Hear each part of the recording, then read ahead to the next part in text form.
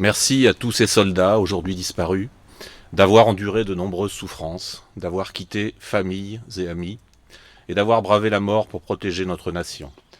Nous avons un devoir de mémoire envers vous pour que toujours vous soyez célébrés en héros. Joris, l'aîné du CCJ. Cher Poilu, vous avez combattu pour la France, pour notre pays, pour l'avenir, pour nous. Vous avez marqué l'histoire de notre pays, vous êtes des héros aujourd'hui encore. Quitter son foyer pour partir au front demande beaucoup de courage, vous l'avez eu. Alors aujourd'hui, nous ne pourrons pas vous célébrer comme il se doit, mais nous pensons à vous et vous disons merci. Ninon l'aîné, 11 ans, petite sœur de Joris. Merci à tous ceux qui se sont battus pour nous, qui ont été blessés ou même tués. Je pense aussi aux membres de ma famille qui se sont battus. Jean-Baptiste Philippe Lauverjat, qui est mort à 23 ans le 25 septembre 1915, et son frère Paul-Louis-Marie Lauverjat, qui a été blessé par une balle en 1915 et des éclats d'obus en 1916 et 1917. Je trouve qu'ils ont été très courageux. Roxane Lecorvic du CCE. C'était il y a 102 ans. Nos arrière-grands-parents n'étaient même pas nés. Et pourtant, chaque fois que l'on parle du 11 novembre 1918, c'est comme si nous y étions. Comme si nous étions ces soldats cessant le feu sur le champ de bataille en pensant à tous leurs camarades morts à leurs pieds. Comme si nous étions ces épouses espérées de voir leur mari revenir un jour. Comme si nous ressentions ce souffle de paix dans l'air. 1918, nous n'y étions pas, et pourtant nous nous rappelons.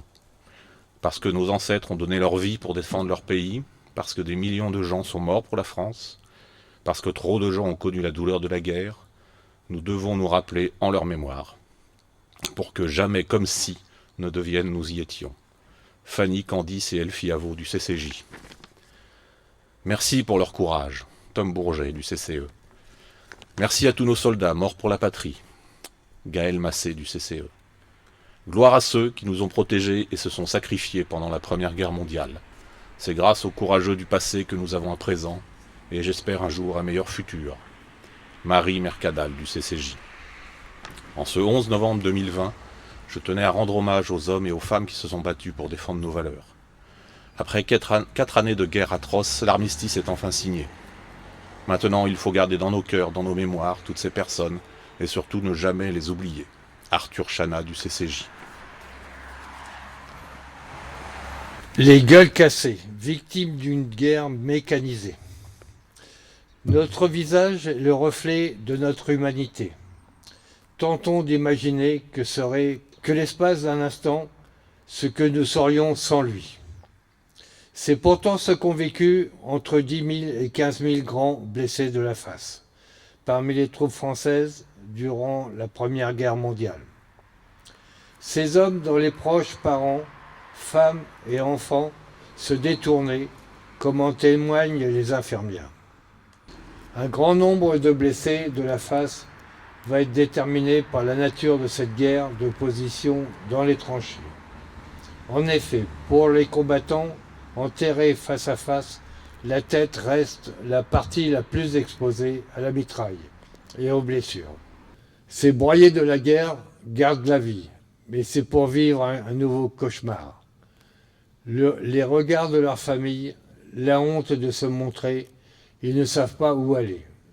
Ils sont sans travail et rien n'est prévu pour eux. Pas de pension, car à l'époque, la blessure au visage n'est pas considérée comme infirmité et n'entraîne aucun droit à une pension d'invalidité.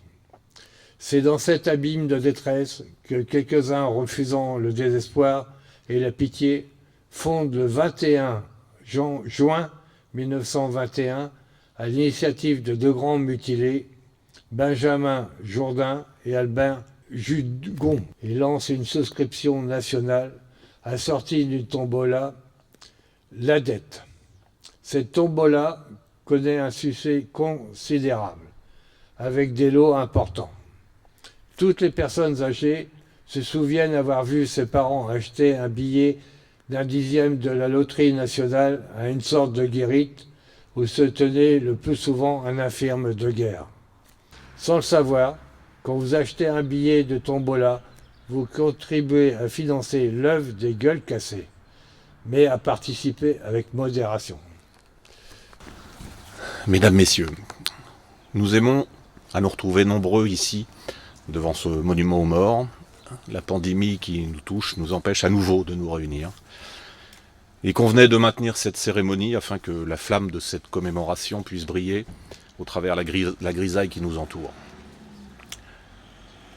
L'armistice signé le 11 novembre 1918 à 5h15 marque la fin des combats de la Première Guerre mondiale, la victoire des Alliés et la capitulation de l'Allemagne.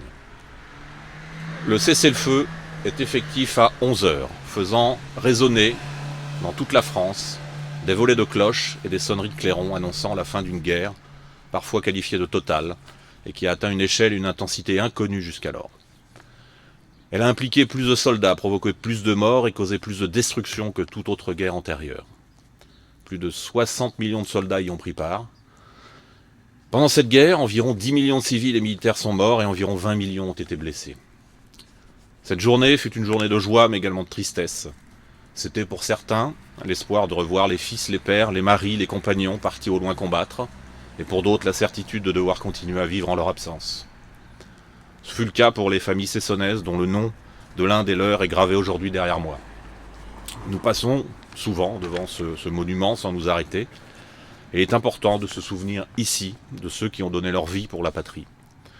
Et je suis particulièrement fier de ce que nos jeunes élus cessonnais ont souhaité témoigner auprès de vous de leur attachement à commémorer cette journée.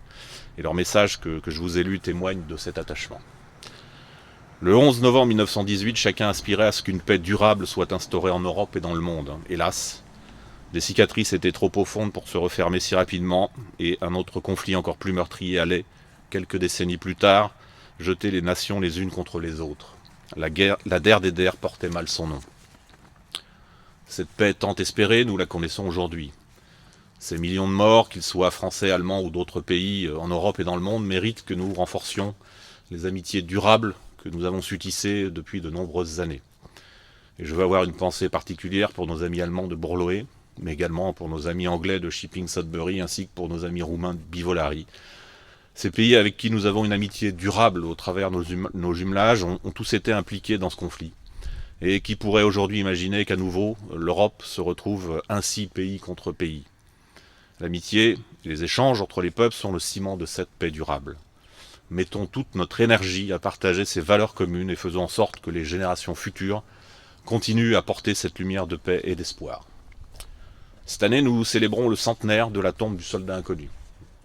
Le 8 novembre 1920, Auguste Tin, soldat de 2e classe au 132e régiment d'infanterie, alors âgé de 21 ans, est chargé de désigner le soldat inconnu qui reposera sous l'Arc de Triomphe. 8 corps de soldats ayant servi sous l'uniforme français, mais n'ayant pu être identifiés, sont exhumés dans les 8 régions où s'étaient déroulés les combats les plus meurtriers. En Flandre, en Artois, dans la Somme, en Île-de-France, au Chemin des Dames, en Champagne, à Verdun et en Lorraine.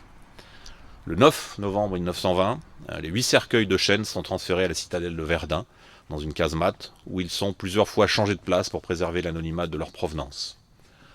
Le 10 novembre, les cercueils sont placés sur 2 colonnes de 4 dans une chapelle ardente, dont la garde d'honneur est confiée à une compagnie du 132e régiment d'infanterie. André Maginot, ministre des Pensions, s'avance alors vers un des jeunes soldats qui assure la garde d'honneur, Auguste Tin, engagé volontaire de la classe 1919, fils d'un combattant disparu pendant la guerre, pupille de la nation. Il lui tend un bouquet d'œillets blancs et rouges et lui expose le principe de la désignation. Le cercueil sur lequel le jeune soldat déposera le bouquet sera transféré à Paris et inhumé sous l'Arc de Triomphe. Il me vint une pensée simple, j'appartiens au 6e corps. En additionnant les chiffres de mon régiment, le 132, c'est également le chiffre 6 que je retiens. Ma décision est prise, ce sera le 6e cercueil que je rencontrerai, Auguste Tin. Partant par la droite, Auguste Tin fait un tour, puis il longe les 4 cercueils de droite, tourné à gauche, passe devant le 5e et s'arrête devant le 6e cercueil sur lequel il dépose son bouquet, puis se fige au garde à vous. Les 7 autres dépouilles non choisies lors de la cérémonie du 10 novembre 1920 reposent au cimetière militaire du Faubourg Pavé, près de Verdun, dans le carré des 7 inconnus. J'aimerais avoir également une pensée pour le général de Gaulle, ce grand homme du XXe siècle qui nous a quittés il y a 50 ans. En 1914, le lieutenant Charles de Gaulle a 23 ans. Il vient de sortir de Saint-Cyr et il entre en guerre à la tête d'une section du 33e régiment d'infanterie. Dans la boue de Champagne, dans le fracas de Verdun, de Gaulle se bat. Blessé à 3 reprises, laissé pour mort sur le sol de Douaumont, Il est conduit en captivité en Allemagne le 2 mars 1916. Emprisonné 32 mois, il s'évade en vain à 5 reprises. Cette épreuve ultime l'atteint dans son honneur, autant qu'elle le forge.